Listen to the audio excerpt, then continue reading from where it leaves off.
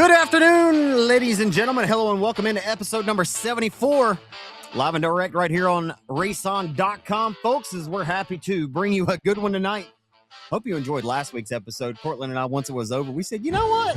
I felt like it may have been one of our better just you and I kind of podcasts, right? Without having to guess. Last week felt pretty good. So we hope for all of you that listened to that enjoyed it. If you haven't listened to it yet and you're hearing this one first, then go back and listen to that one. I don't care what you do. Just enjoy it and catch up with us whenever you get a chance, because we got a lot of great racing to get to tonight. And as we talked about a lot of great racing last week, we are recording this tonight, ladies and gentlemen, on a Monday night. We typically record on Tuesdays, and it comes out on Thursdays. This week we're recording on Monday, so it should be out on Tuesday. Cortland's a busy man and got a lot of things going on, so just kind of changing it up a little bit for us tonight. So we're going to try to get back in the routine of or trying this on a different night anyway, and we'll see if the creative juices get flowing for us.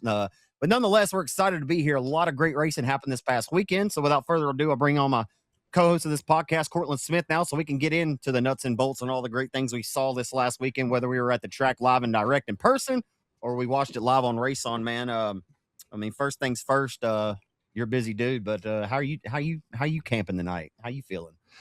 Hey, we camping out pretty good. Yes, it was my fault that we're having to kind of spring this together early on a Monday, but yes, I'm a man of many hats, I guess, as y'all say, and just got a lot of stuff going on. The girls basketball team's actually playing in the Final Four this week, so just got some things moving around. Schedule's crazy. Boot Hill season kicks off, so my schedule kind of got compact really quick there, and so I was like, hey, y'all mind recording on a Monday night, and let's try to get this banger going here. But yeah, doing good, man. Can't complain. Like you said, I was sat at home and enjoyed the luxuries of living in 2026 and streaming platforms. I sat back, I had my TV, had my laptop screen here, I got my monitor over here to the right, and I had a couple split screens going. I was all over the place and trying to keep up with all the wonderful racing action that was throughout the great RaceON platforms, obviously Lucas Oil Speedway or Lucas Oil late models at Ocala Speedway and stuff like that. Just I had eyes going everywhere, Zach, but I can't complain, man. We're doing good. We're ready for a great weekend, man. And like I said last week, it's here. We got to watch it. We got kicked off, but finally your boy gets to go to a racetrack for the first time in 2026, and I'm ecstatic. Let me just tell you,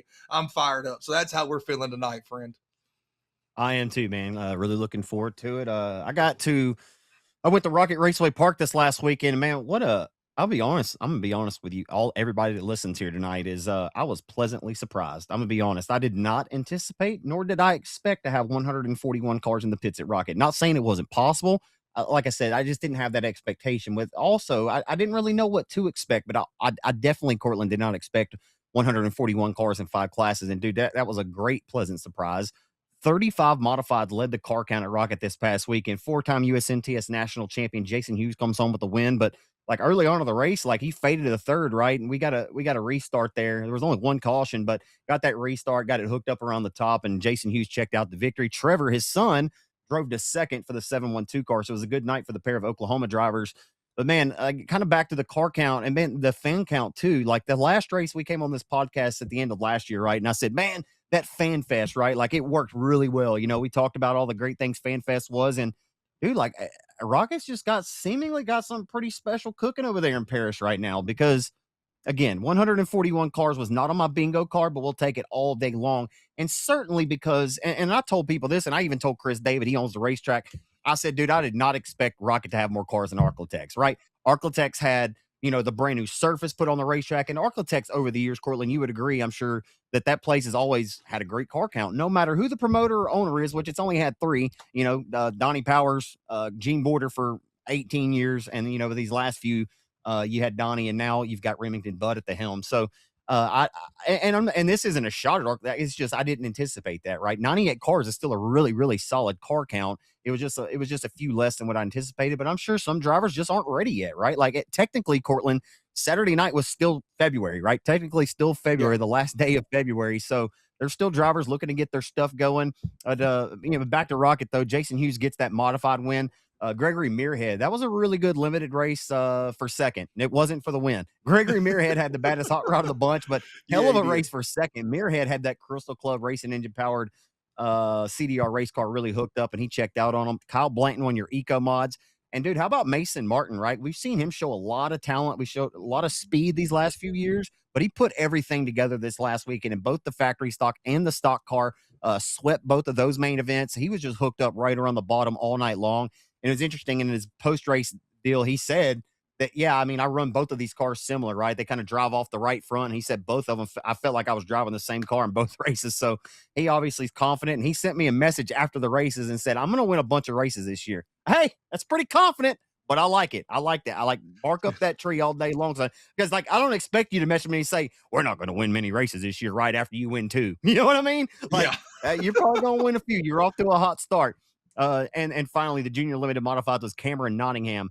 My favorite stat about the whole thing, and listen, this is the best research that I could find. I scrolled from top to bottom on my race pass. Granted, like I said, there wasn't as many tracks that are going to be racing, let's say mid-March, as there is the last day of February. But with every research I did, Cortland Smith, Rocket Raceway Park had the best car count of any track that raced in the country this past weekend. So that's a wrap on Rocket, dude. I was super impressed with the racing, the car count, all of it from top to bottom. Rocket was really good this weekend. And I'm not just saying it because I was there. It really was a good night of racing. It was a phenomenal night of racing. And I mean, when you talk about a modified field for the opening night, what a modified Yeah. field it was, my friend. I mean, I don't think there's not enough respect being put on the fact that, like, we had 35 modifieds roll in there. And you mentioned Jason Hughes picking up the win, but you had Tyler Davis, Gary Christensen, Shane Hartline, Jason Ingles. I mean, you had some certified dogs in that field, and the fans were treated to a phenomenal show. Just kind of like the same thing that we talked about with Hunt County the week before. It seems like we did this trend of everybody's getting their chance to, show up and show out, and we're doing it. And that's how we need to start off the 2026 race season, right? Like, that's what we need to do, is bring our best performance that we can out there to these guys. And so absolutely, man, Rocket was a heck of a night, heck of a show. Like I said, I had eyes everywhere, so I was kind of tuning in here and there, and a phenomenal week that you could, or weekend race night for Rocket Raceway Park. What a car count. Shout out to everybody that showed up and supported. The track maybe kind of got a little one lane there towards the end, but at the end of the day, you had 141 cars in the pit area. And man, I actually sent you a message and, like, dude, that Rocket, like, the wind there is crazy. And I don't think people they underestimate the power of wind when you're trying to prep a track, because you mentioned the World of Outlaws late model race when they were there 2 years ago, and it kind of got one lane around the bottom there. Like, you could see the flags in the background, just straight up, just wind blowing. And it's hard. And that's like, just that Rocket, just every time I've been there, it's always been windy. So not that the racetrack was bad by no means, but I know it kind of got one lane there towards the end. That's not necessarily what they wanted, but hey, first night out, you can't complain about a whole lot. Phenomenal night. Glad the fan count was good. Car count was good. That's a wrap on Rocket, friend. You can't complain about a whole lot there. Yeah, it was a really good night. It really was. Their next race is March the 13th. And then, of course, they also have they race March the 21st as well, but they also the big SmackDown race, 5,000 win. It'll be the first RaceON All-Star Challenge race coming up April 4th and 5th, I do believe. So be sure to throw that on the agenda. I'm pretty sure those dates are correct. I looked at them a few times this past week, but yeah, so a lot to look forward to over there at Rocket, man. They're doing a good job over there. And hey, keep in mind too, that was the first night for a lot of new staff over there as well, like new race director, new this, new that, new people. I mean, a lot of people in place. I know if you look at the broadcast numbers, I think Arclitex ran their show at about 3 hours and 12 minutes, which is really, really good, right? Like, I had people sending me a message like, Arclitex is starting hot laps still. And like, I agree. Like, I don't think we need to start hot laps that late. But at the end of the day, when Arclitex actually got started and got rolling and got cars on the racetrack, they seemingly ran a really, really swift and efficient program this past weekend as well. And they too have all new staff and a lot of new people up there. I know Marla Green's probably, the one remaining constant that helps, direct these shows, being the race director over there. But I tell you what, Arclitex with 98 cars, man, they ran a really fast and efficient show too. I think Rocket's program ran around 4 hours and 40 or something minutes. I'd have to go back and look. But yeah, I think every show that was live on RaceON, I think the majority of them all went less than 5. And obviously, yeah, we're shooting underneath that 4-hour range, right? Like, nobody wants to be there all night. We did start hot laps a little bit earlier at Rocket, and that was nice. Again, the weather was blowing, but the track stood tall all night. Like, it didn't technically start taking rubber, and it was about a lane and a half worth of rubber too, right? Like, guys are still racing side by side late in that eco mod feature. Kyle Blanton just had the baddest hot rod of the bunch and checked out in that white 94 car. But yeah, Rocket was good. And back to Arclitex, from what I could see, I haven't had a chance to go back and kind of watch any of the racing yet, but obviously, according to my race pass and things that I've seen on social media, Colby Mewborn debuts his new Outlaw chassis. beautiful new white orange, kind of orange chrome. What do they call that? That orange crush overlay. But man, Yeah. Colby Mewborn out quick to victory lane to the factory stock division. I heard Whitehead tangled with the 213 of Tim Strickland, or the one car. He was in a red one this week. But him and Strickland kind of hooked bumpers there down the back straightaway, getting to 3. I did see that video on social media, but that kind of gave Colby the clear lane to jump out front of the lead. Apparently, Justin drove back from the till up inside of the top 3. So Colby Mewborn, hey, off to a good start. You remember the run he had last year, in the big race, driving for Gary Harvin in the 30K. Colby's really showed a lot of strength and speed in the factory stock these last couple of years, when he just comes and has a one-off start, and he's been really good, right? Former Boot Hill track champion. And Colby Mewborn's going to win some races in this factory stock this year. It obviously jumps out to a quick start doing that on Saturday. Yeah, picking up great momentum there, and the car looked really good all night long. It really did perform well. Outlaw Race Cars 1, 2, 3.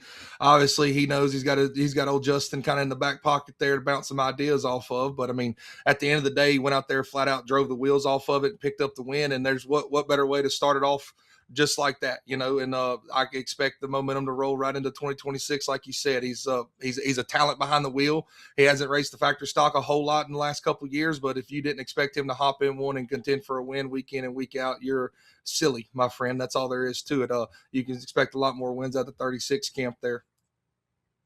So the B-Mod and limited modified winners, of course, they're separated now. So B-Mod winner was Cody Tupper, and limited modified winner was Derek Grigsby. If I would have told you before the race is like, hey, like let's map out your winners for this weekend, I feel like you and I probably would have predicted Cody Tupper and Derek Grigsby. I'm not so sure about Colby, right? Like maybe we would have had Colby, finish second or third on opening weekend. Not sure he would have got a win. But, man, Cody Tupper and Derek Grigsby, like, that's just what they've done, right? I mean, Tupper and both Derek won over 20 races a season ago. They roll right into 2026 and head to victory lane as well. So that's no surprise there. James Ross was a driver, though, tuner winner on Saturday at Arklatex. I can't say I recall seeing that name in victory lane too many times. Probably his first one ever over there in Vivian. James Caskey wins the Sportsters, and the rookie Sportster winner, also another Caskey, Trip Caskey, and that Bull Run Operations machine. So the 54 and the 1 there. So, 5, yeah, how many? I don't even know how many classes they ran. Did they run 6? I don't know. It doesn't matter. But 6 yeah, of them. 6 total. But man, they ran a quick and efficient show. Congratulations to Rim, Chris Allen, and everybody. And I messaged Derek Grigsby earlier. I said, man, congrats on your win Saturday. And I just wanted to know for the podcast, right, to come on. I said, how was the track on Saturday? And this is what Derek told me. He said it was a little rough, but I like what they have done. And he said a little bit more racing on, and it's going to be really, really good. And that's coming from the guy who won the feature on Saturday. Obviously, he's going to be happy about it. But this is a guy who has raced as many laps as anybody, right, around Arklatex Speedway over the last 20 years. So he knows what he's looking for as a driver. And, I mean, it's not a whole lot of deep analysis there, but he's optimistic. And obviously, it worked out good for him on opening night, but he says it's going to get even better. It'll get even better. And Colby said the same thing after his post-race interview in Victory Lane. They asked him about it, and he said, just give it a couple more races, let it get the summer. He said it started off pretty tacky, pretty heavy, and they obviously if it's a little bit wet, probably a little soft, create a little bit more chop in it. But at the end of the day, excuse me, at the end of the day, Derek saying that and Colby saying what he said after Victory Lane.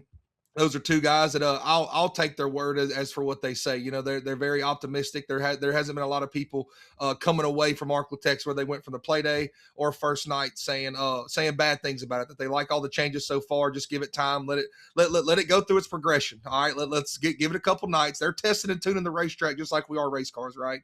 So let them get it figured out. And like you said, all good things. It sounds like coming from there in the new surface and the little bit of reconfiguration that they've done to it. So really excited to see how that place turns out, because let's just be honest, the last couple of years it hasn't been the Arklatex that we all known and love, and that wasn't in a bad way. It's just at one point in time that place was just head and shoulders taller above everybody else, and just the surface and everything. And I think they'll get it back on the right track, and we can look for Arklatex to make its grand name back to what it was.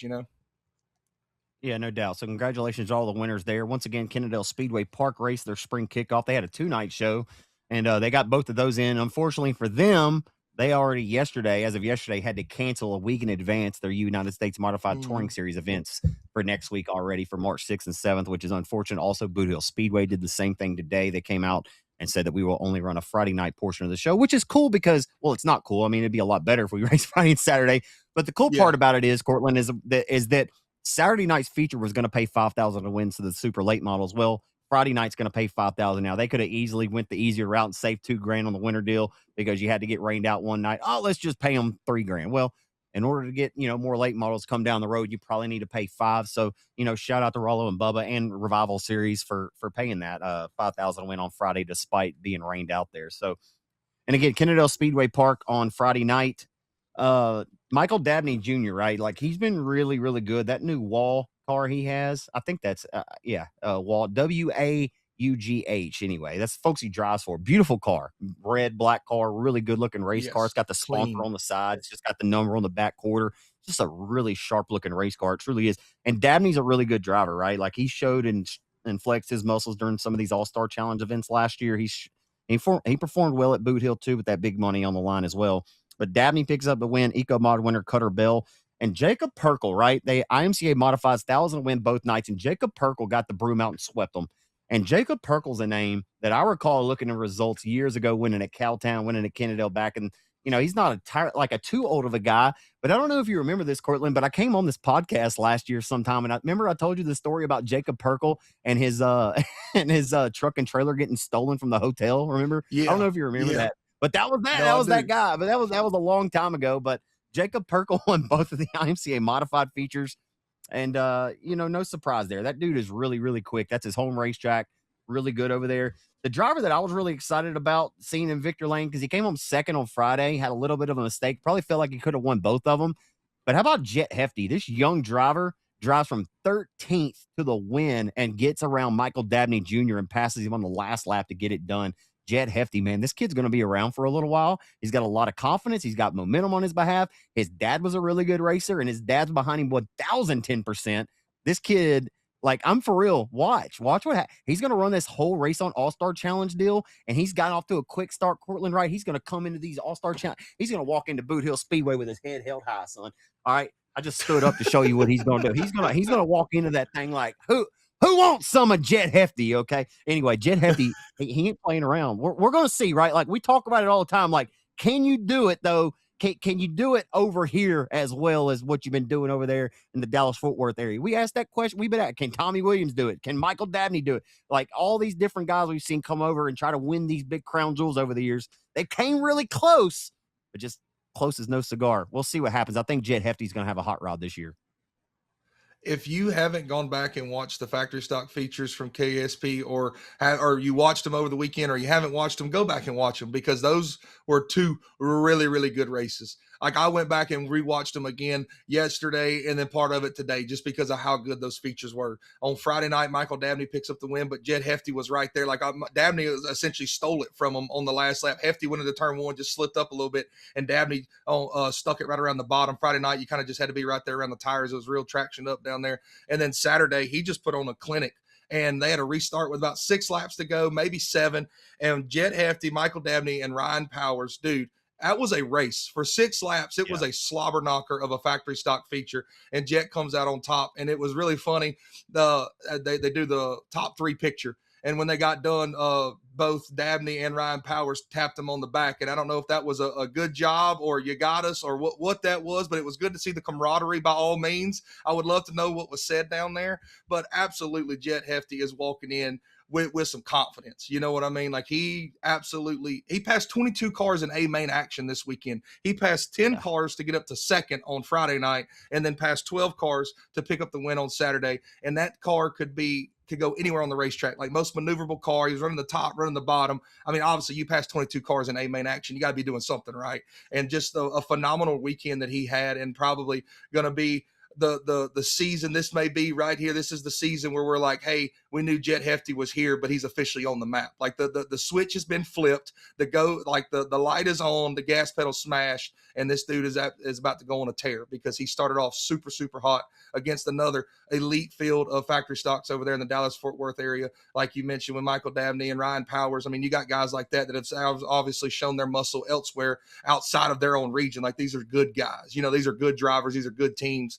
And it was just a heck of a weekend. Like, don't sleep on Michael Dabney winning on Friday night, but don't sleep on Jet Hefty neither, because Yeah. that kid was absolutely wheeling, my friend.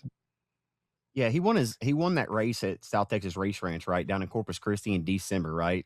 And I thought then, like, okay, he probably be able to carry some of this and give him some confidence heading into 2026. I mean, that wasn't that long ago, right? That race was December the 12th. So he rolls right into 2026, goes Kennedale's one of his home tracks, and man, they've got a good car, they got good equipment. And again, his dad's won a lot of races in that general area. So I mean, you get him a little, a few good setup notes, you get the car digging good, and I mean, you give that little kid some confidence. You're not little kid, but anyway, yeah, you give that young man some confidence, and he's gonna win some races, and I'm excited to see him come around the Arklatex this year. But he's gonna travel. He's gonna race at a lot of different racetracks this year, all different shapes and sizes, and he'll continue to push the progression and get better in his career.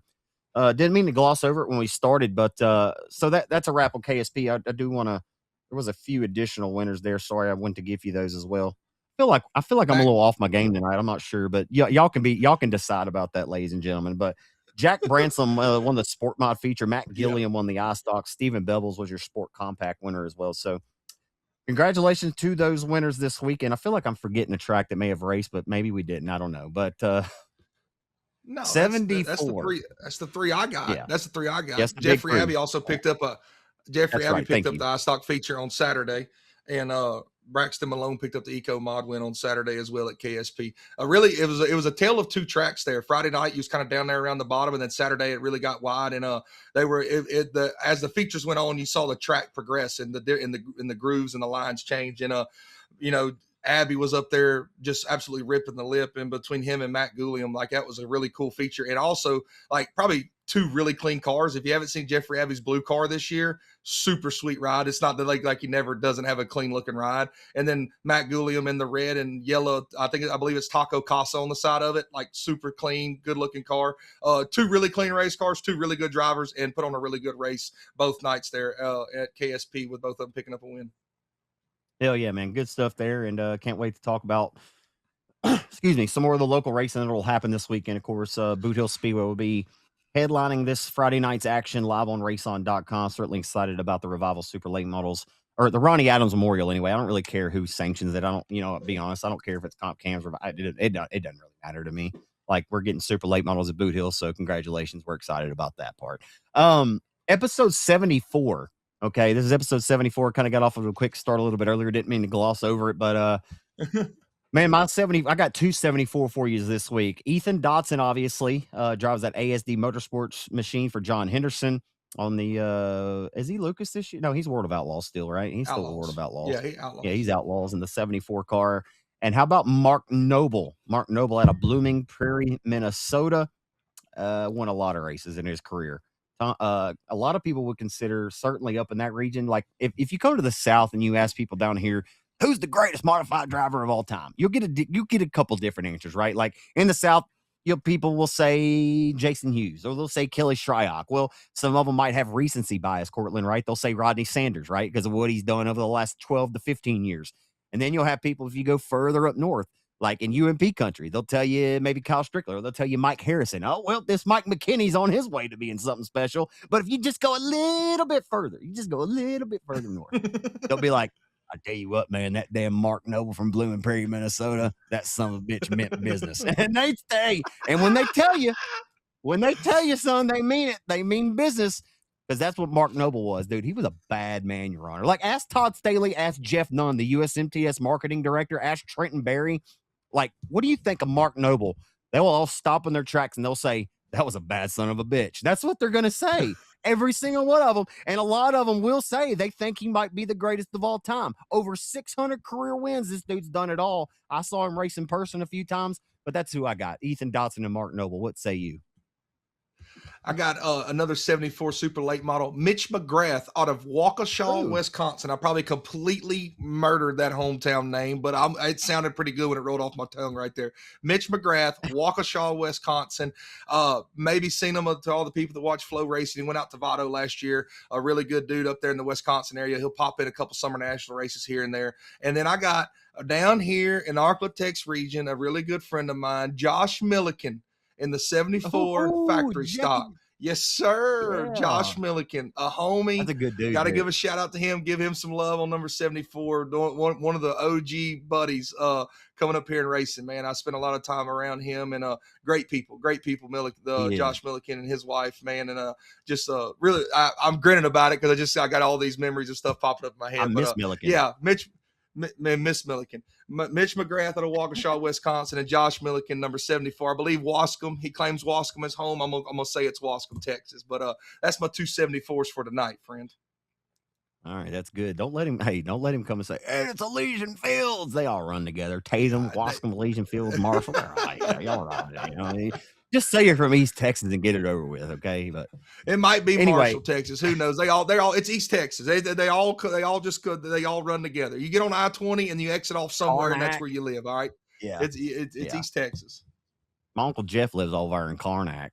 I tell you what, so yesterday afternoon, I was sitting here. So I announced at Rocket this past weekend. We went Friday night, went to this play, Brunson. Did I talk about that last week on the pod? I feel like I told people that I was going to go to this play on Friday, but I don't remember if I did or not. But anyway, I went to support him. He was in a play called The Odd Couple. It was at the Paris Community Theater. We went over there Friday. It was really cool, man. Like, I like it. I like acting and drama and that kind of stuff. It was like a little bitty theater. We were all in there tight, sitting.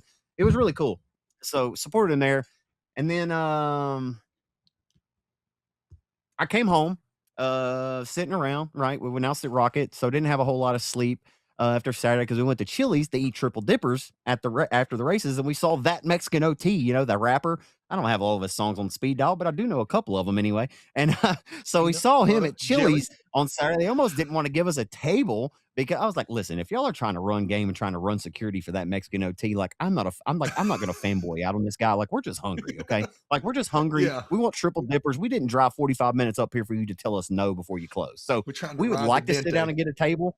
And I said, hey, and I waited tables for like 10 years, so we will take good care of you. Like, I don't know about these guys that are with me, but I will take good care of you. So anyway, so we took good care of them, and we ended up getting out of there. So, and the whole point of me bringing this up is Sunday, I came home, and I stayed the night again in Paris, Saturday. So I come home, and I'm sitting around. I was like, oh, the NASCAR race is on. Let me turn the NASCAR race on. And I turn it on, and I'm watching it, and I'm like, damn, this is boring. Like, I'm still like, man, Coda is not the most exciting racetrack, right? And, I'll keep up with NASCAR. Like, I'll watch it. Like, I'm one of the people, Cortland, that feels like when NASCAR is good, it's good for everybody, right? Like, high tide lifts all boats, right? I mean, it's good. Like, it's not good for dirt people to talk shit on NASCAR just because you don't like it or that's not your style of racing. It's not necessarily mine either, folks, but it doesn't do any good to trash it or trash any of the racers that are in it because a lot of them came from a lot of the same roots that we come from, right? And one of those drivers, Cortland Smith, happens to be the driver who has won 3 NASCAR Cup Series races in a row. And his name is first name Tyler, last name Reddick.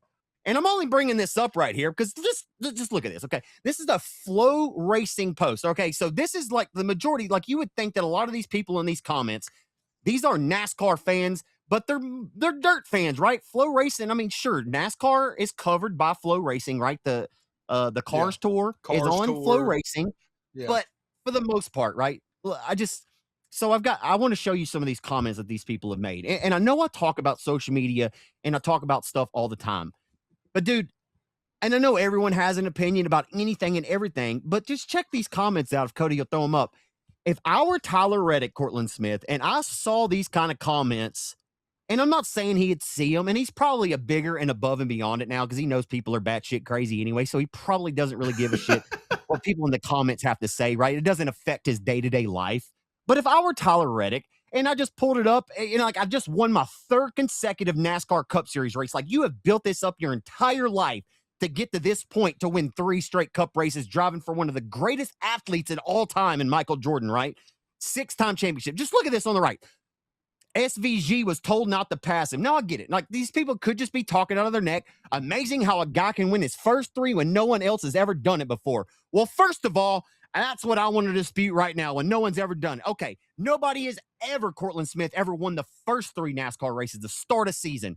But however, your boy ZC did a little research for this podcast.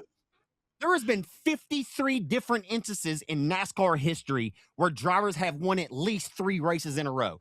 Richard Petty, the king, at one time won 10 NASCAR races in a row.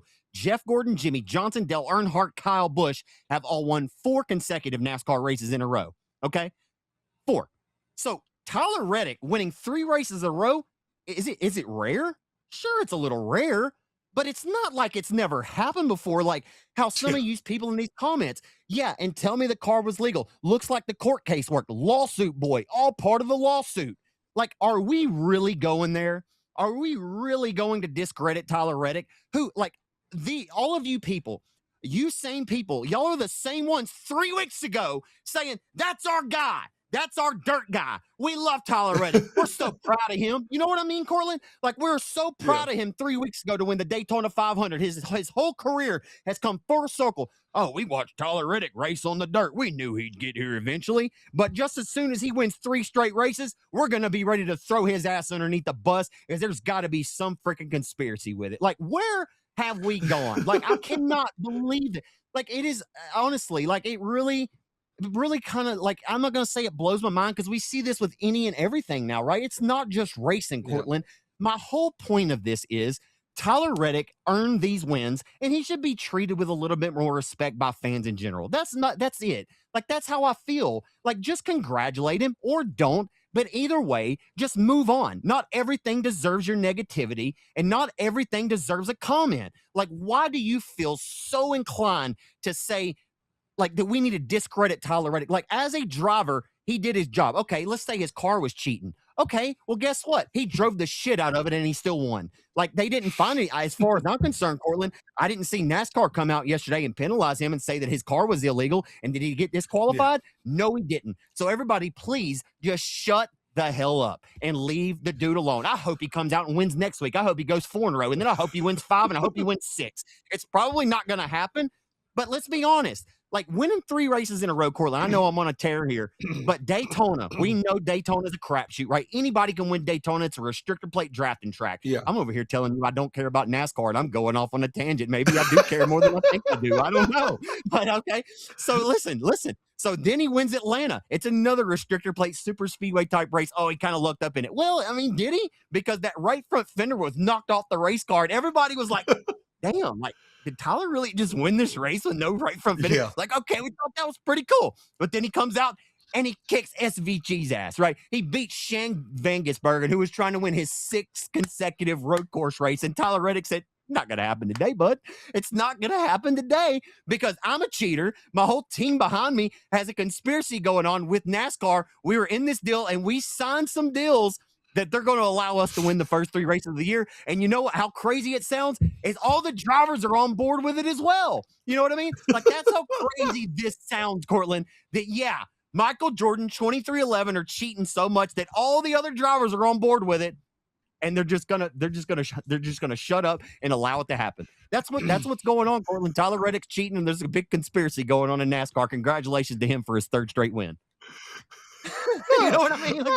Like, it's silly. It's absolutely silly. And the only thing that I got to say to that, because you put the perfect bow on it, is that a hater can't stand a winner. And all I got to say is Tyler Reddick is winning. And guess what? He won again, ladies and gentlemen. And if you want to discredit the man for that, go right ahead, because guess what? You'll never win 3 NASCAR races in a row yourself. So you just have your mighty day and think that your Facebook comment just made you that much more powerful, because I promise you, Tyler Reddick ain't looking at that. He's looking at 3 trophies sitting over there, one of them being the Daytona 500, and knowing that he's got Michael Jordan in the background grinning ear to ear with him. You know what I'm saying? Like, this dude is high on life. You go comment. You know what, people, go comment all you want, because it just makes you look even that much more goofy. You know what I mean? You got long ears and a wet nose, because you goofy. Like, that's all there is to it. And a hater can't stand a winner. And it's like you said, I hope he wins the next 4 in a row.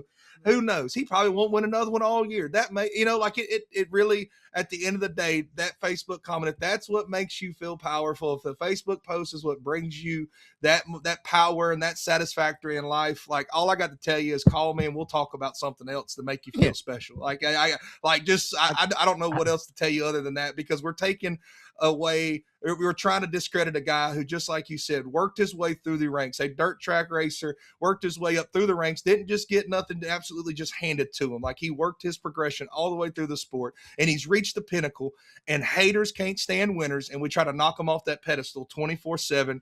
Conspiracy theory, whatever theory you got, the quantum physics theory, go ahead, throw it all out there. All I know is that Tyler Reddick's won 3 straight races and he's leading the NASCAR championship points right now. And he could probably care less about this podcast. He could care less about any of the Facebook comments. He could care less about anything because all he's worried about is going to win a 4th one. And if he does it, I hope there's 9,000 comments on the next one. You know what I'm saying, friend? That's all I got on that. A hater can't stand a winner. And people, and some people would say, "Oh, well, Zach Clark, you're giving them way more credence than if you would have just been quiet and not talked about it." It's like, well, these people aren't going to see this podcast anyway, and I have the full right to call them out. You know what I mean? Because I like to call these people out because, dude, I'm just tired of it. Like, y'all hear me get on here, bitch about people here, bitch people, but it's just negativity, and like, I don't want to be the guy that's coming in here that sounds negative because he's talking about the negativity.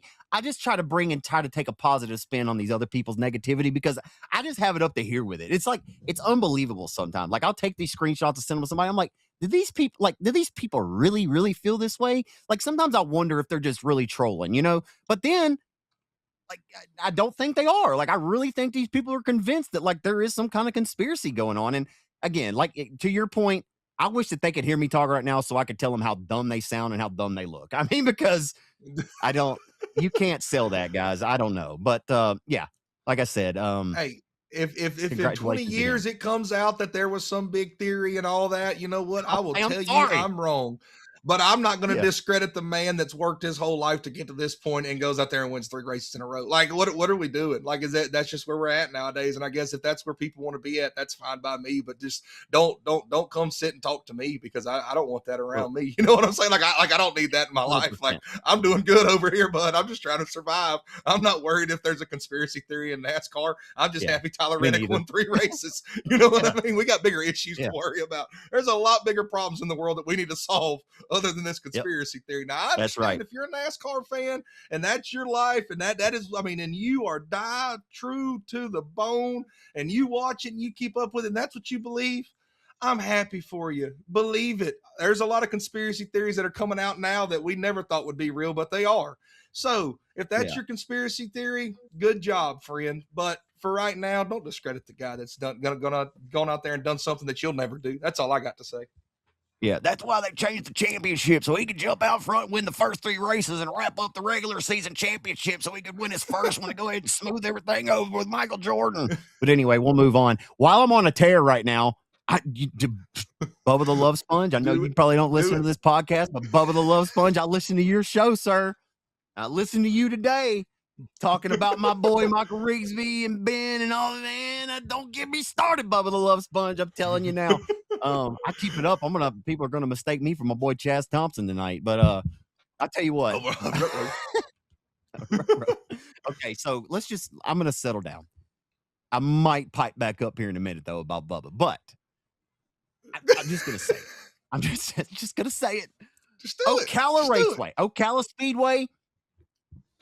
If everybody, okay, so this interview came out last week of Ben Shelton and Bubba the Love Sponge. He's interviewing Bubba before the racing ever happens at Ocala last week, and Bubba had a bone to pick with Ben Shelton because he was upset because Ben and Michael and those guys on the drive home, their post-race show where they drive home and they talk about that night's races, which they were at Volusia because remember, all late models all the time with dirtondirt.com. Yes, Flow Racing bought or you could say merged or they bought out dirtondirt.com. But at the end of the day, dirtondirt.com still exists and it is still an entity and it is owned by Flow Racing. But either way you put it, whether Flow owns it or not, Dirt on Dirt's mission statement has never changed in my mind, Cortland. And I don't think that moniker's ever changed. It's all late models all the time. That's what Michael Rigsby started it with back in 2007 when he was going to cover the World 100 for the first time at the Dirt Late Model Dream.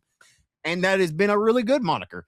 Dirt on Dirt has been a lifeblood for so many diehard dirt late model fans throughout the years. And we have seen a little bit of a change, right, when Flow Racing purchased it.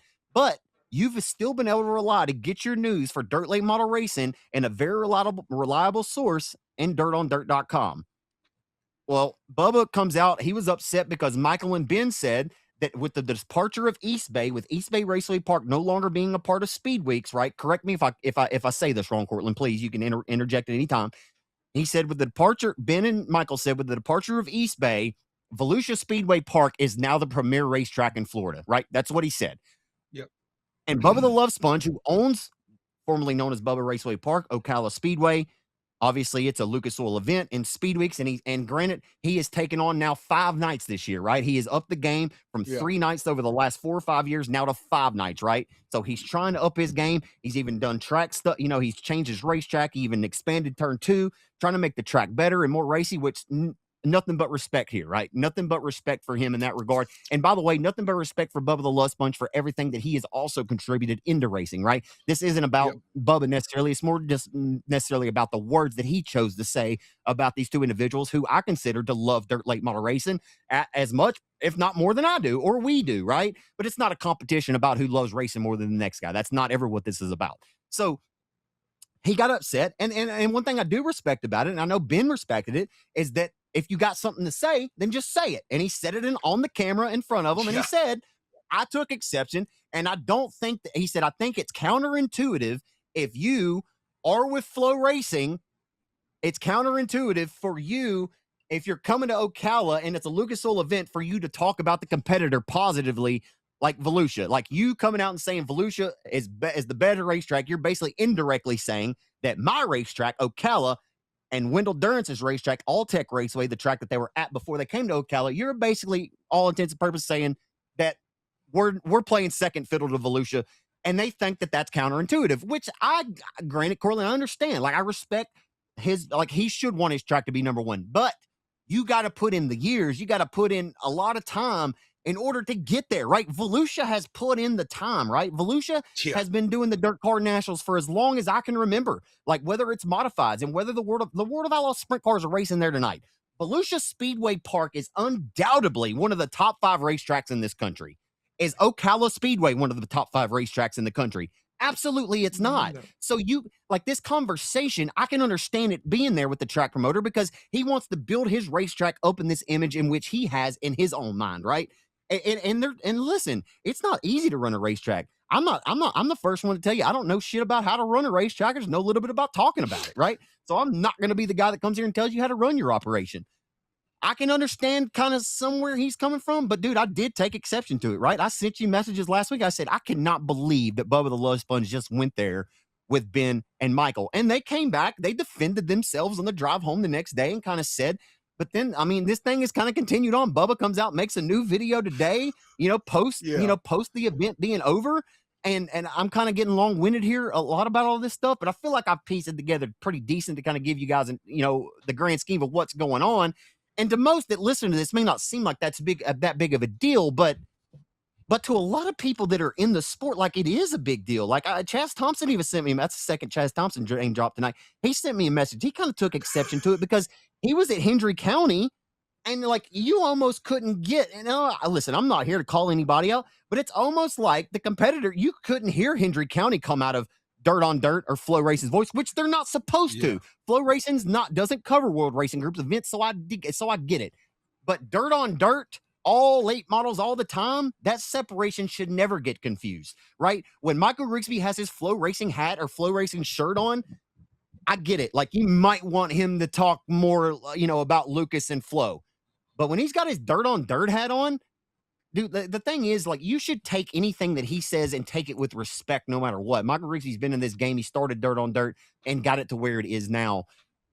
Man, I'm getting off. I hope I didn't screw this up towards the end. But I tell you what, that whole thing kind of just, it kind of rubbed me the wrong way, Cortland, initially. I can see where he's coming from, but, dude, you have to be able to separate your personal relationship and that side of that part of the business and just realizing that these guys are doing what's best for our sport as a whole. It's not necessarily taking shots at you or an indirect slight at you or anything like that. I would expect for Bubba the Love Sponge, that's the part I was kind of disappointed about, I think, is more or less what I'm trying to get to, is I feel like a guy that has been involved and been immersed into this sport, Cortland, and should know the in and outs, should understand Ben and Michael's standpoint on this, and that it shouldn't disappoint him for those guys to speak their truth about dirt late model racing, because they shouldn't be silenced just because it doesn't fall on this side of the aisle or not. You get what I'm saying? But that's Oh, about all I got. I'm just disappointed. And with all that being said, all that, and this, I'm going to wrap it up and throw it to you. My final point of all that is I watched this entire week after this conversation and all this thing about. So it's like, oh well, like all you did, Bubba, was just put a target on your back. Like, really, like, I hope your racetrack yeah. performs exceptionally well this week. But if it doesn't, you just opened up the door for a shit ton more criticism. And that's what I'm going to do here. I'm here to criticize. Ocala wasn't very good. And I'm not being unfair and I'm not being mean. It just wasn't, Cortland. And I hope Bubba the Love Sponge doesn't come for me because I still got respect for him. But he opened up this can of worms on this subject. Hudson O'Neal is undoubtedly the number one dirt late model driver in the country.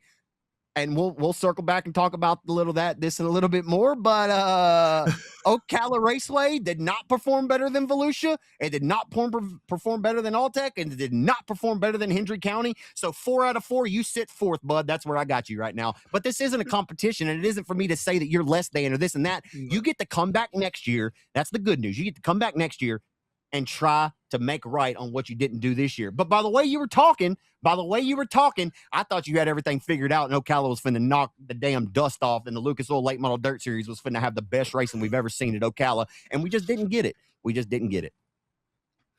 And just to reiterate what you said, there's no hate towards Bubba here. By no means. We appreciate everything he's done in the sport and what all 100%. he's contributed. He didn't have to pick up 5 nights of the Wheeling Winter Nationals. Like, I mean, he could just race a Thursday, Friday, Saturday, or 2 or 3 nights or whatever. But yes, he did he did put a target on his back when they dropped that interview, and he wanted it to. I'm sure Bubba didn't mind that interview being put out there because, I mean, he's got his own radio show. He doesn't mind throwing a hot topic out there by no means. Like, that's what he gets paid to do, right? But I just find 100%. It really funny when he mentions that. I'm about to knock my monitor off there. When he mentions that, it's not like they do the drive. I'm gonna go back to the Dirt on Dirt and Flow Racing deal, and then we'll talk about Ocala Racing. They don't do the drive home on the Flow Racing Facebook page. They do it on the Dirt on Dirt Facebook page. All late models all the time. And we've sent messages back and forth, and I haven't exactly voiced my displeasure, but I have mentioned to you, like, you know, they do show favoritism, like not favoritism, but they do cover the Lucas stuff a little bit more in depth than they do the World of Outlaw stuff, especially when it was Alltech and Hendry County one for one, and then they roll right into Ocala. So Bubba, like, I'm not saying you didn't have a leg to stand on. I know you was probably mad because you weren't in the premier facility conversation. I think that's really might have been what it was, and then he just kind of veered it off a little bit, was that he was just mad that Ocala didn't get that notch. But at the end of the day, Ocala's not Volusia Speedway Park. You don't have the Dirt Car Nationals. You don't have a month of racing set up down there. And I don't know, I've never been to Ocala, but I know Volusia Speedway Parks, they did whenever I went there. They had a shed set up just for shipping stuff because people ship stuff there all month long. Like, it's a full on, I mean, that place turns into a town for literally a month for the Dirt Car Nationals, from UMP mods to non-wing sprint cars to 410 sprint cars, 360 sprint cars. I mean, they run everything down there. Just like you mentioned tonight, they're running World of Outlaw sprint cars again with some factory stocks down there. So Bubba, you're just going to work to get to that point. That's all there is to it. You know, we appreciate everything you've done. We're glad. But then when you put your target on your back, that Ocala is almost guaranteed once a year to give us a good race in a finish of the year, right? There's always like that one race at Ocala. It's like, man, that's why they go there. And we didn't get that this year. Like and I know they had rain Saturday. We rained out Friday. We had rain, and then Saturday was Mach 1. It was hammered down.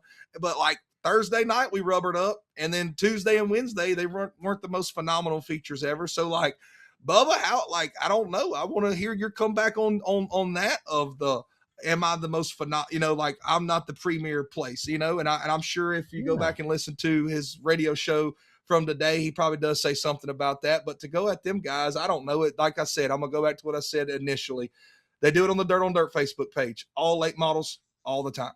If they can't do that on the Dirt on Dirt Facebook page and everything that Dirt on Dirt has done, whether people think it's good or bad, Dirt on Dirt elevated dirt late model racing to a different level. Flow Racing literally just put out here before we started this podcast, what was the number one viewed thing on Flow Racing, on the Flow Racing app this week? Zach, take a wild guess. Lucas Oil Late Models at Ocala. Was that? Yep. And I'm gonna link that to Dirt on Dirt from 2007, because for years and years and years, we've had coverage, we built a fan base, and all of this has built up. I say we, like I got a part on Dirt on Dirt. I ain't got a snippet of Dirt on Dirt, but I'm just saying I was a kid that was asking my dad, hey, can I get a Dirt on Dirt account so we can watch the highlights of the heat races and the features? Like, I mean, I was one of those. I mean, I had a Dirt on Dirt account from like, I think I was 12 or 13. You know, it was just, it's because of that we're able to be where we're at today.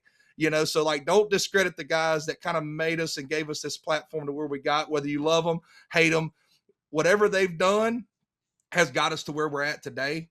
So don't attack them for it. But hey, Bubba, at the end of the day, I love you for saying your opinion. You're willing to speak out and go against the grain, because there ain't gonna be many other track promoters walk up there and tell them, I think I'm the premier racetrack, and I don't know why you're talking about them other ones like that. So I may have contradicted myself there. I love it, but at the end of the day, Bubba, you didn't deliver me my special finish once a year. I'm always guaranteed at least one at Ocala, and you talked about how good this track was going to be and all this, and you're the premier place, and we just didn't get it. Were circumstances maybe not in your best forte? Did you get a night taken away, and Saturday was kind of polluted because of rain? Yes, but we are where we are. We can talk about the Lucas Oil races there. Hudson O'Neal, I'm on the train, Zach. I called it, I think, before everybody else did. Huddy's pulling me through, boy. I told you. That 71's cold, son. That SSI 71's cold, boy. Come on back with it. He's a killer right now, man. He is absolutely on fire. Yeah, you know, and I just also want to say, because I don't know how much positive I put in there, but I mean, I like Bubba the Low Sponge too. Actually, like, if I ever catch his show, like he had Turbo on his show last year and Devin Moran both at the same time, and I think I watched that entire hour and a half show. Like, I really enjoy the guy, and I think it's really cool that he has he puts his hard-earned money into racing, right? Like, he's a very well-known figure in radio, in the radio and entertainment industry. But I like Ocala too, right? It's a unique racetrack, right? It's shaped like an avocado. It's different than most places, and it's not like it's not just another cookie cutter quarter mile. And I think that's what I like about it. We're just strictly talking about, we are adding our comments based off of what Bubba brought onto himself here. That's it. Like, we're not, like, I'm not here to chastise the racetrack or anything, but he brought it out, so we figured we'd give you our opinion, because he asked for it, so we gave it to you, and that's about all there is. But yeah, back to it. Hudson O'Neal. Oh, and I do want to circle back on the conversation that we ended this podcast with last week, because I think I feel a little bit differently, actually. After further review, like, I think we both would agree right now, yes, Hudson O'Neal is undoubtedly the number one dirt late model driver in the country right now. But I want to circle back on the talk we had last week about which tour is tougher right now. I know that I may have sounded like I wasn't sure, and I may have been leaning on Outlaws. I know. But, dude, and I'm not changing my tune because somebody twisted my arm or they got upset with me.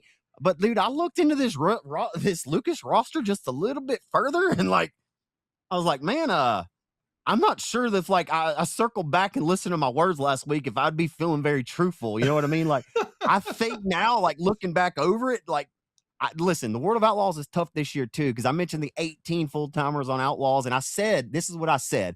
I said that I felt like Lucas was top heavy, especially without Jonathan Davenport. Yeah. Granted, he'll pop in for more than half of those races. But after looking at it, man, like, dude, I honestly, I'm going to take that back. I really feel like the Lucas Oil roster right now, Hudson O'Neal, Devin Moran, Brandon Overton, Brandon Shepard, the emergence of Clay Harris here lately. Kyle Bronson started on the front row a couple of those nights, right? Carson Ferguson sitting 7th in points. He's looked really strong this year, right? Dan Ebert, his second full season, right? He's shown some flashes and some speed. Max Blair is always just around the top 7. And then Brian Shirley swapped from Outlaws over to Lucas. Josh Rice is running for Rookie of the Year. Corey Hedgecock's running for Rookie of the Year.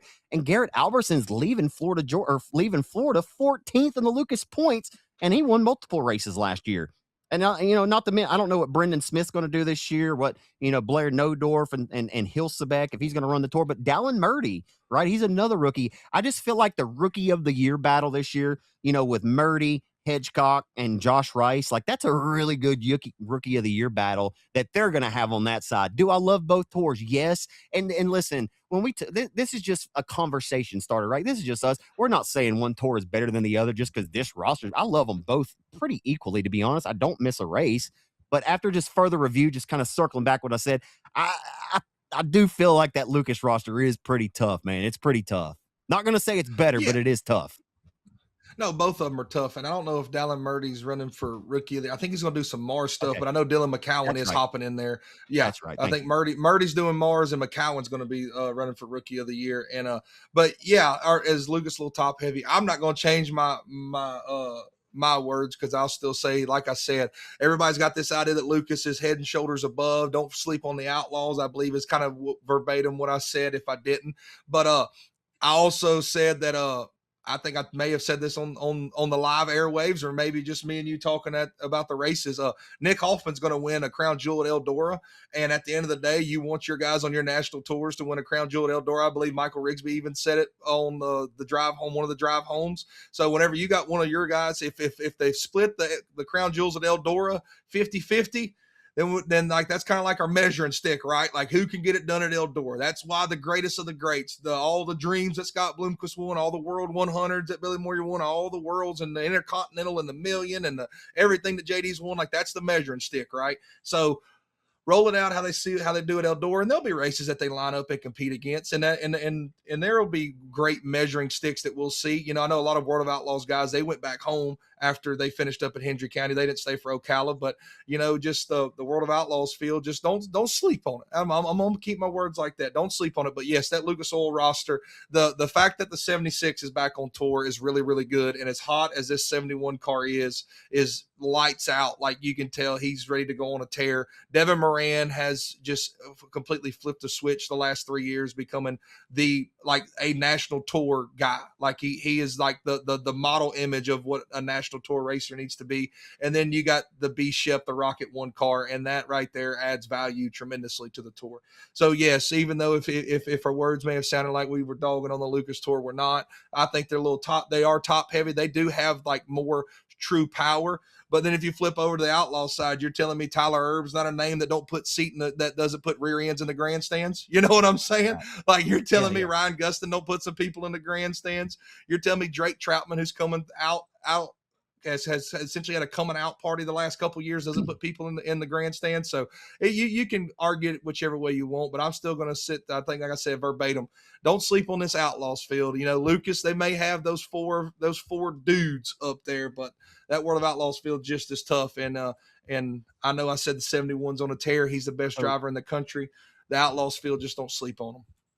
so but if I worded it to you this way though, and I know Rigsby kind of said this the other day because remember he said that Bobby Pierce in his mind, and I know he said this many a times throughout his career since Bobby's been racing, that he thinks that Bobby Pierce is the most talented dirt late model driver of all time. So when I ask you this though, like if you just took the top two, like which is tougher if you just go off of your elite two, but I'm not sure who your top two are. And Lucas, it's Bobby Pierce, Nick Hoffman, and World of Outlaws. It's Hudson Yeah. O'Neal. Is it Brandon Overton? Is that who it is right now? Is it Hudson O'Neal and Overton? I feel like last it would be probably Devin Moran and Ricky Thornton Jr., but it's kind of flipped this year, right? Like Pierce and Hoffman have been the remaining constant in World of Outlaws these last 2 years, and he just continues to get better and better. I feel like if you did top three, then maybe McCready slides into that 3 spot on the World of Outlaws tour. But man, Yeah. with the struggles right now of Ricky Thornton Jr., I feel like right now it's Hudson O'Neal, Brandon Overton, or you're 1 and 2 on that tour. I don't know. And like, dude, what's going It's on with the 20 RT? Is he I going to got it win this wrote week at down. Golden Isles? Will he win Man, this I week at don't Golden Isles? dude, I mean, as good as the 76 has been, you put him back on some Georgia red dirt. Like I don't see how the 76 doesn't pick up one. The 49's gonna win one at He's Golden good Isles. at Like I Golden don't Isles. know. I don't have the stats on it, but the man at Brunswick, Georgia is good. Okay. So the 49 is gonna win one, the 76 is gonna win another, the 71's on a tear. He's gonna win one. So I think that leaves only one night because they're racing Wednesday, Thursday, Friday, Saturday. That leaves one night, and I wouldn't be surprised for a Brandon Shepard. He's run pretty good. Devin Moran has he knocked the podium. He won the first night at Ocala and then was on the podium every single other night. Like the 20 RT's just struggling. Like I had it wrote down. We're gonna wrap up Ocala. We're gonna wrap up a bunch of weeks down there in Florida. We got one more week left of speed weeks, if that's what you want to call it. And we're not talking about the 20 RT one bit. And that is absolutely Crazy. absurd. If you'd have put that on anybody's bingo card, especially after going out there in Arizona and winning the first race in the Wild West Shootout in a car that he's never driven before, and then to jump over here and like we're not talking about him. Like what I don't know what's going on in the 20 Crazy. RT camp. They went back to their shop. rebuilt. I even said, like, I thought he's going to come back and show and strut his stuff a little bit. And the dude, I think he finished 4th on Thursday night, and that was his best finish of the week at Ocala, at a place that I think he's won at least one time the last 3 years there. So, like, I don't know what's going on in 20RT camp, man. I know they're working hard. It's not from lack of effort, but something is up. Let's don't circle back to that conversation that I brought up here on the podcast. I know it was a hot take, but remember my hot take last year about RTJ, that I don't think his heart's all the way in super late model racing. I know it sounds crazy. I'm not saying his heart's not in it, because I feel like when he's at the racetrack, he's there to win, right? Like, there's no questioning that. Like, the dude's a baller. Like, he's a top 10 best race car driver in this country in any discipline, in my opinion. I really don't care what anybody says. That's how I feel. I really do feel like that. But I feel like if Ricky had an opportunity to go chase that World of Outlaws title, or if he had a chance to do so, I'm telling you, man, he is a go-getter. Like, the dude likes and appreciates different challenges. Well, he's got one in his own hands now, because these super late models, they haven't been easy for him. But I tell you what, he's picking up a lot quicker than I've seen anybody else pick up super late model racing. This dude has won 58 Lucas Oil races in 5 years. Like, that's insane. Like, that is... he topped Scott Blumquist's single season record. I mean, dude won 23 Lucas races in 1 year. Like, it's pretty wild. And a lot of people would probably say he should have won 2 straight Lucas titles, if the format wasn't the way it was, but it is what it is. We've chalked and spit that out, enough times to tell 10,000 people on this podcast. But yeah, let's just say this. He'll figure it out, right? Like, surely, like, he's not going to go on one of these down spells like that Shepard had, right? Like, and granted, a lot of people would take Shepard's bad, right? A lot of people would take Ricky Thornton Jr.'s worst. You know what I mean? Because their worst is a lot of people's best, So I don't know that he'll be down for long. That's all I'll say. But I will say this too, that this struggle has went on way longer than I ever would have imagined. To your point, he won that was Daniel Adams' car. He won in Arizona, wasn't it? He won in that Adams racing car. And I mean, he looked like he couldn't be touched. And we were like, where the hell are you going? Why are you going to Chili Bowl, cuz? He goes Chili Bowl. And he hadn't been back to Victor Lane since that night. If you would have asked me that, I would have been a millionaire by now. What I mean? If somebody would have bet me, I'd have been a millionaire.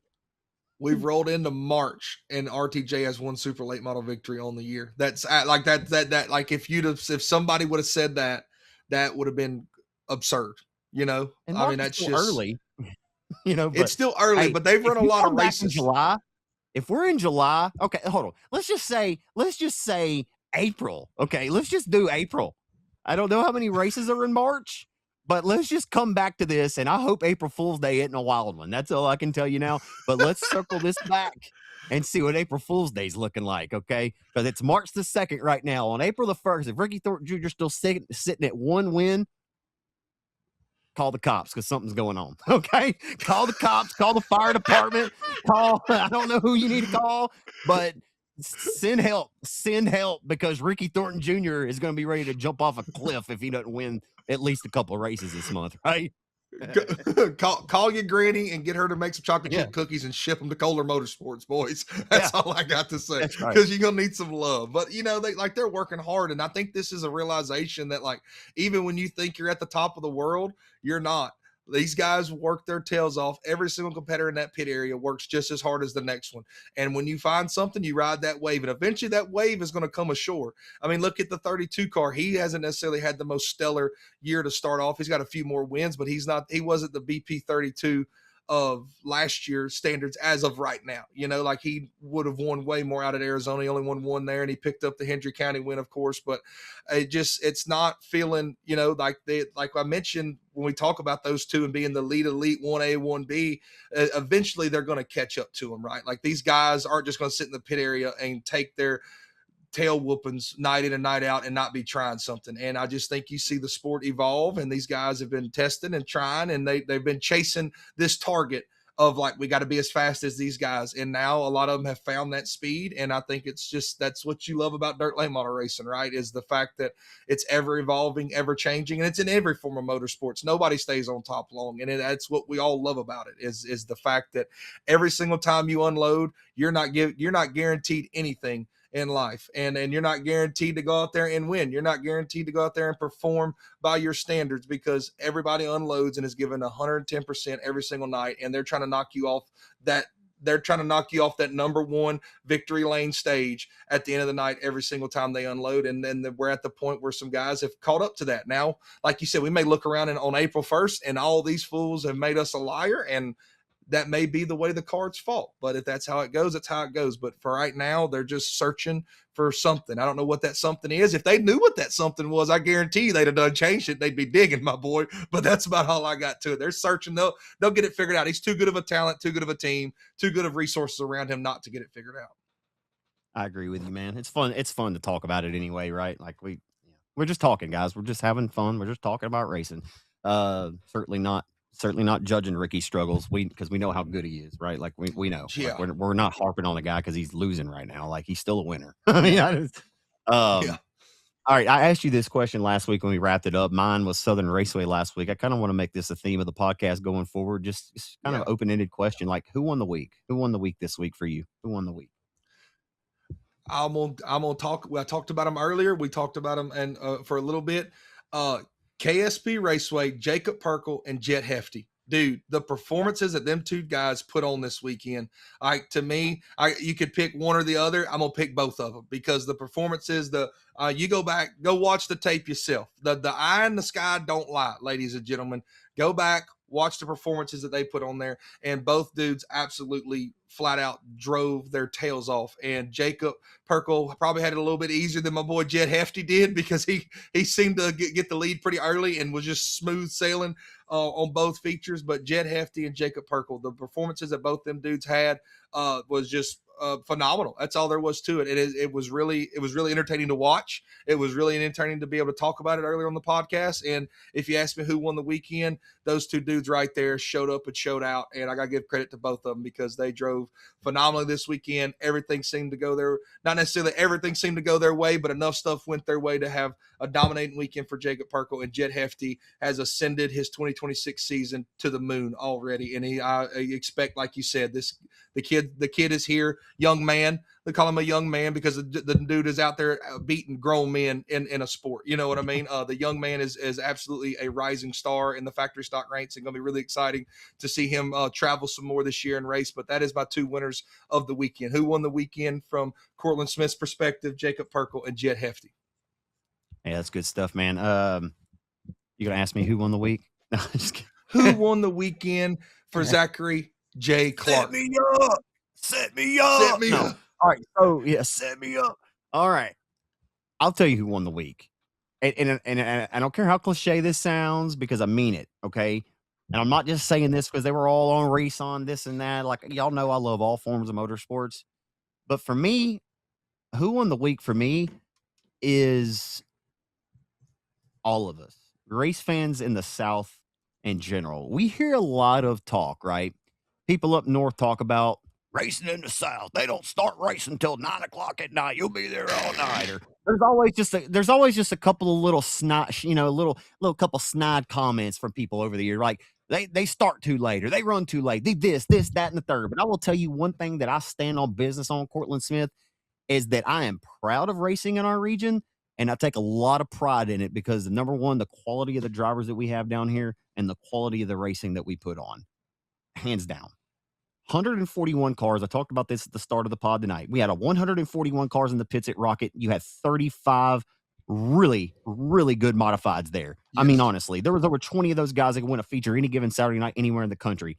I mean, Jason Hughes is there. Dude's 157-time USMTS winner. His son, Trevor's. I mean, just the quality of the cars that were there. But then you look over to Kennedale, right? Kennedale's got 130 cars into the pit area. I mean, there's a full field in every single class. And then you look over, there's 98 cars at Architects. Some might say that's down for Architects, but at the end of the day, that's still 98 cars in the pit area. There's some tracks I look around that are struggling to get 40 cars in 5 classes, and fans still pay their hard-earned money and see that. And that's whenever I start feeling a little guilty, and I feel bad. I'm like, man, I just wish there was something I could do to help some of these tracks that I look on my race pass and they've got 37 cars in 5 classes. And I see that they're struggling. And that's, Cortland, whenever I look around and I say, you know what, dude? Like, we're really blessed. Like, we've really really got it really good around here. Like Boot Hill Speedway this weekend, I'm sure the car count's going to be pretty healthy. I would imagine it will. Last year, the first race of the year, best car count in the country. Similar to what I said earlier, Rocket had the best car count in the country this past weekend. I was pleasantly surprised by that. Did not anticipate it happening,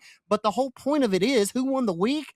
Arklatex area racing, dude. We have some of the most professional, some of the best racers, some of the best human beings, just some of the some of the best racetracks that provide some of the best surfaces. This isn't an ass kiss session, folks. These are facts. Kennedale is a badass racetrack, and that's why Yes, it is. every single week that the doors are open, that place averages over 110 cars in the pit area. This week they had 130. Arklatex Speedway averages over 100 cars every time they open the door. Rocket Raceway Park averages around 80 to 90 cars every week. So having 141 there, dude, that was awesome. Like that beat our expectations. But that's what we're shooting for. They're busting their ass promoting that racetrack. But that was my favorite part about it. Not only there were 141 cars in the pits at Rocket, dude, the fan count was one of the best I've seen. I mean, certainly for hot laps that are starting at 5 or 4:30. Dude, it was that's what won the week for me is that we can look around and that if Boot Hill was off this last week, then you can go to Arklatex and race. And if you don't want to go to Arklatex, then guess what? You can drive an hour and 20 minutes a little bit further down Highway 82, and then you can go race at Rocket, like Andy Taylor did. You know, he's from the Arklatex area. Chase Hatton was at Rocket. We have options around here? And until okay, I hope we never get to the point where we just have one racetrack left. But my point of this is everybody just look around and just breathe in the greatness that we have every now and then and realize that we've got it pretty damn good around here. You know, like all the bitching and some of the crying and all this crap I see. I don't think some of you people that bitch all the time like you do realize how good you got it.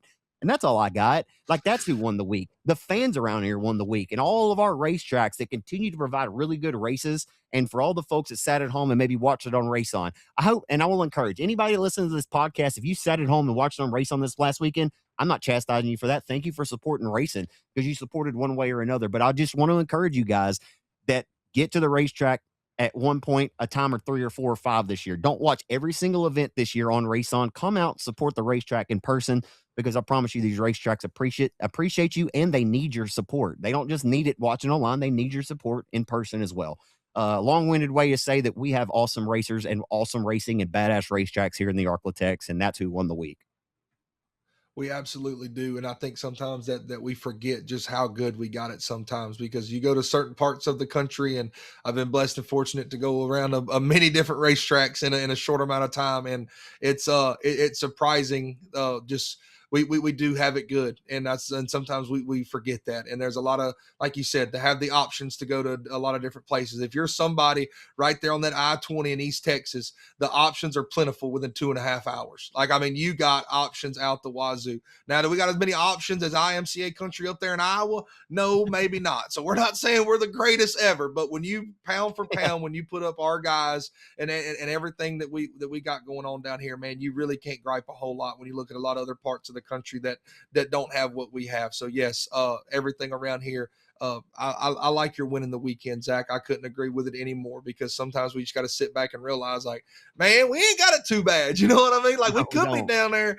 We could be down there racing in Hendry County, 6 hours south, and that's the only track we got to go to. You know what I mean? Like, what are we gonna do? Drive 4 hours to Alltech? You know, like what are we gonna do here? So at the end of the day, man, there it really is. You know, even in my location, it's not the greatest location in Central Louisiana, but I got 2 hours to Boot Hill, an hour and a half to Super B, an hour and 20 minutes to Manny, you know, and there's probably a lot of people in the world that race that wish that, or race fans, racers in general, that wish that they had 3 tracks within 2 hours. And me, I consider myself a bad location. I'd hate to know somebody right there, like I said, in East Texas on I-20, Lord, they could get to a lot of places real quick. So yes, sometimes we do got to sit back and enjoy what we have going on, because at some point like you said, we don't want nobody to close down by no means, but if they do, we're going to realize just how good we got it right now. So be appreciative of what we got. Absolutely. Don't take anything for granted, folks, no matter what it is that you do. Don't take nothing for granted, man. We're not here for a very long time. But here for a good time, big dog. That's what we're here for. And we are here for anyway, man. I don't know what else I could possibly talk about tonight. I'm sure if I thought hard enough, but I knew you would stick that finger up and I could throw it right back over that way. The World of Outlaw Sprint Cars raced at Volusia Speedway Park, my friend. And Sheldon Shield. Yes, picks up his first win. It's KCP, right? I'm pronouncing that team right. ATP, yeah. I know. Okay. Yes. KCP picks up his first win. And I loved his interview because he gave all the credit in his world to his crew guys, his team, Yeah. everything about it. He said this win is 100% on them. That car was stuck. Everything about it was great. That really cool to see Sheldon Hot and Shield. He's kind of he is the gasser of sprint car racing. Yeah. You know what I mean? Like if they're the hard line that he probably inherited from his father is definitely a thing, and he is an absolute gasser. And I do watch sprint car racing. Yes, am I I do as in too. tune with it as dirt late model racing? No, maybe it's not, but I don't miss many World of Outlaw sprint car features. What you got? Go That ahead. that Go that ahead. deal I just wanna throw this in. So you're talking about Sheldon being a gasser. I was watching the Yeah. broadcast earlier, and I heard Connor Wade say that that was his 40th career quick time. That's a dude, that's a lot of quick time. 40th career quick time, like, in a very short span. Like, he hasn't been racing the Outlaws dude, has he already been on there for 10 years? Either way, 40th career quick time, He's that's still a good close. bit. Quick times Yeah. are not like, as good as David Gravel is at qualifying, I was about to and all say these other guys, it's it's, when you yeah, qualify against that two car every night, the set quick time's yeah, pretty tough. You know what I mean? yeah. Like you've been having to qualify against that two gravel. It's tough to beat. But yeah, I want to give a shout out to him. He won the opening night there at Volusia, and then the night what do they call him? The Oh, Concrete Man now or the Concrete Concrete Kid? Kid, What Concrete it's King. the Concrete King. That's right. It's the He King won the now. It King's was I Royal, think yeah. Concrete King, Anthony Mhm. Macri picks up another win at Volusia. He picked up a thriller to end the Dirt Car Nationals earlier in the year, but he comes in and sweeps a win away from the Outlaws there, and absolutely cool to see him race. Like we talked Who about him, he's kind of like the freelancer that just shows up whenever, yeah. wherever. But when he does, you expect that the Concrete King to be up front, and that he did Who is tonight. Actually, as we record this, right before we hit the record button. who is the Anthony Macri of the dirt late model world, though? Like, I think I said a few weeks ago, did I say he was like John I don't feel like his Yeah, career accomplishments can match Jonathan Davenport's, like, in the late model world, but I feel like as far as, hey, popping in there, running an independent schedule, I feel like Macri and Davenport are equally as tough right now. I feel like anytime the 39M car rolls into a race, he has a shot to win. Obviously, anytime the yeah. 49 rolls in, he's got a shot to win. I feel like they're pretty equal as far as their dominance, factor right now. They're both really, really You, good.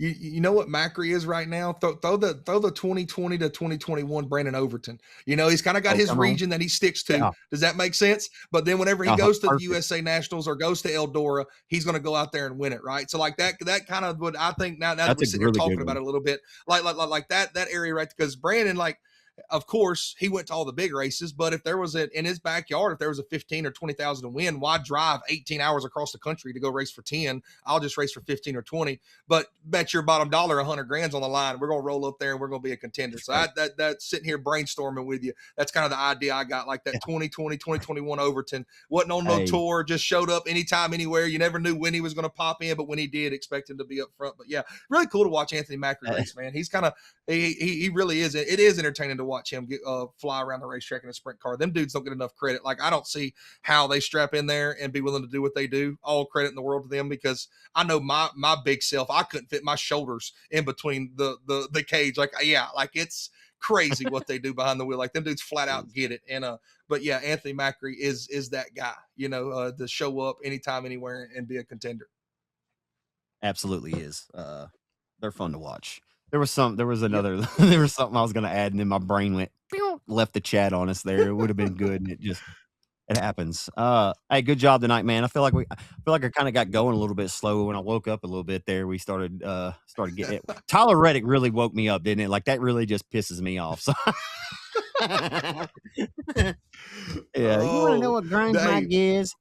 Yeah, well, hey, look, before we wrap out of here, Boot Hill Speedway, Ronnie Adams yeah, Memorial, honoring an absolute legend. And I think he still holds the most wins over in New Zealand or Australia whenever they went and did those races over there. I think he maybe still holds the most wins. I don't know for sure. I'll have to fact check myself there.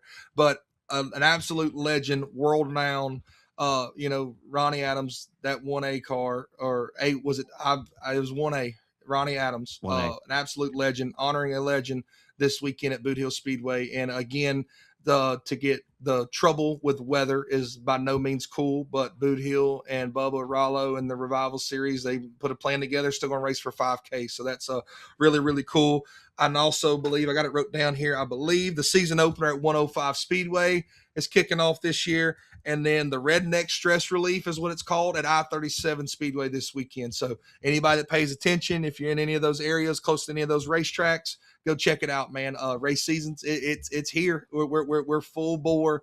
We blabbered on enough. I just wanted to give a shout out to all those places that are racing this weekend. Go find a racetrack and support.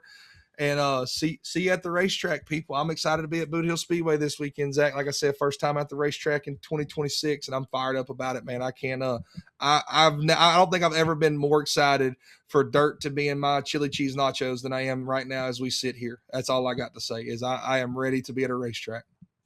I don't know when you're gonna have time to eat chili cheese nachos, but we'll find you some to eat some. I get it. I'll I get what eat you're before. saying. Let's don't let me overanalyze this, okay? I get what you're saying. So yeah, y'all come and eat some chili cheese nachos at the Boot Hill Speedway with your boys ZC and CS. We'll see y'all there. Thank y'all for listening to this podcast. We appreciate your support. Hey, Jonathan Joyner reached out to me this week. He heard the little segment on Southern last week, and with Hunt the Front. He said he heard it. He said he enjoyed the listen. And he said good show. And I thought that was pretty cool. So I thought I'd tell you that. But anyway, maybe Bubba the Love Sponge will reach out this week and say, "Hey, love the segment on Ocala this week." We'll see what happens. Thank y'all for listening. Be blessed and be a blessing. We'll see you at the races. Holla.